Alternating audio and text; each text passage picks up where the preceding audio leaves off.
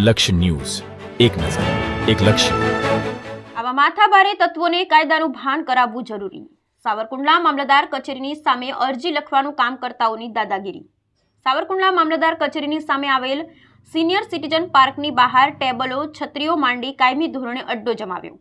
સાવરકુંડલા ખાતે વકીલ બાબુ ડેરૈયા વિરુદ્ધ કડક કાર્યવાહી કરવા અને બિનકાયદેસર જગ્યાનું દબાણ હટાવવા માટે આવેદનપત્ર પાઠવ્યું. સાવરકુંડલા મામલતદાર કચેરીની સામે આવેલ સિનિયર સિટીઝન પાર્કની બહારના ભાગે માથાભારે તત્વો ટેબલ, ખુરશી અને છત્રીઓ રાખી કાયમી ધોરણે અડ્ડો જમાવી અને અરજીઓ કરવાનું કામ કરે છે. જેમાં વકીલ બાબુ ડેરૈયા પાસે લુવારા ગામ ખાતે રહેતા જયરાજભાઈ બેપરિયાએ જમીનની હયાતીનું કામ કરવા માટે આપેલ હતું. જેના 2200 રૂપિયા વકીલ બાબુ ડેરૈયાને આપેલ હતા. છતાં તેઓના ગામના લોકોનું કહેવું હતું કે જયરાજને કહેજો કે પૈસા આપી દે, નહીતર મજા નહીં આવે.